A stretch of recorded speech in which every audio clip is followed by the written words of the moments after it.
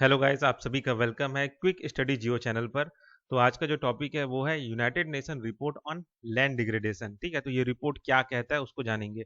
The United nation released its report the global treaty of drying land during COP16 in Riyadh. ठीक है, तो जो आपका conference of parties हुआ था रियाद में, सऊदी अरब में।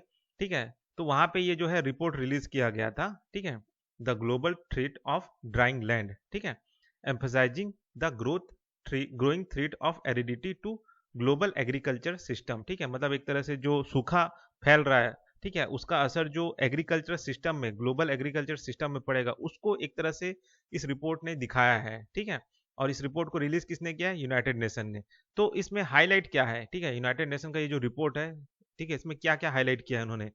ठीक है, तो extent of aridity affects 40% of earth arable land and additional 7% when soil erosion is considered। ठीक है, मतलब ये कहा जा रहा है कि अर्थ में अभी तक जितने भी जमीन है उसमें से 40% जमीन जो है वो सूखापन में, क्या बोलते हैं, एक तरह से सूखापन से प्रभावित हो गए हैं। ठीक है, अगर हम सॉइल इरोजन को भी कंसिडर करें तो 7% और जमीन और जुड़ जाता है इसमें। ठीक है, 77.6% of earth land become permanently dryer between 1961 से लेके 2020 तक। ठीक है, मतलब इस बीच में लगभग 77.6% जो अर्थ का जो जमीन है वो, क्या बोलते हैं, परमानेंटली ड्रायर हो गया है ना।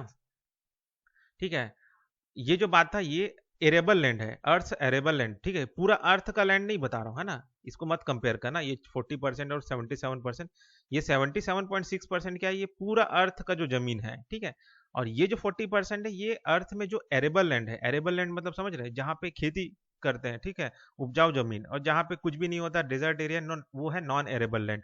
ठीक है, तो जितना भी जो एरेबल लैंड है जहाँ पे एग्रीकल्चर हो रहा है, ठीक है, उसमें से 40% जमीन जो है वो इस एरिडिटी की वजह से अफेक्ट हो रहा है, वहां पे सूखापन आ गया, ये कहना है ना।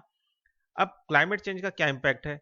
ग्लोबल एरिड एरिया में एक्सपैंड बाई 3.9% बाई 2040। ठीक है, ये कहा जा रहा है कि 2040 तक ये जो एरिड एरिया है, ठीक है, मतलब ये जो सूखा जो पन है, ये 3.9% फैल जाएगा। और ठीक है, अभी जितना भी सूखा एरिया है वो 3.9% और फैल जाएगा 2040 तक। ठीक है, ठीक है, अब इससे क्या होगा कि क्रॉप लॉस होगा। तो क्रॉप लॉस क्या क्या होने का उम्मीद है या फिर जताया जा रहा है 2040 तक जो है होगा आगे, है ना, 2040 में। तो ये बताया जा रहा है कि 20 मिलियन टन ऑफ जो मेज है उसका लॉस होगा, 19 मिलियन टन ऑफ राइस का लॉस होगा, 8 मिलियन टन ऑफ सोयाबीन का लॉस होगा, और 21 मिलियन टन ऑफ गेहूं का लॉस होगा, ये कहा जा रहा है ना, 2040 तक।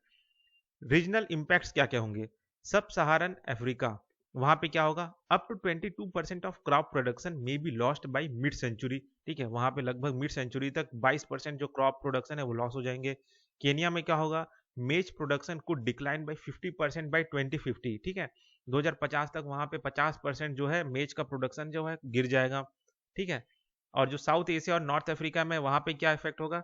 Significant decline in rainfed agriculture expected. ठीक है, मतलब जो पानी पे निर्भर जो एग्रीकल्चर है, ठीक है, वो बहुत ही ज़्यादा तेजी से डिक्लाइन होगा। ठीक है, मतलब साउथ एशिया और नॉर्थ अफ्रीका में जहाँ पे पानी मतलब जो रेन के भरोसे रह के जो खेती बाड़ी हो रहा है, ठीक है, रेन फेड एग्रीकल्चर हो रहा है, उसमें सिग्निफिकेंट डिक्लाइन होगा। इन सब जगहों में बहुत तेजी से डिक्लाइन होगा, ये कहा जा रहा है। ठीक है, तो इस वीडियो में बस इतना ही, फिर मिलते हैं नेक्स्ट वीडियो में।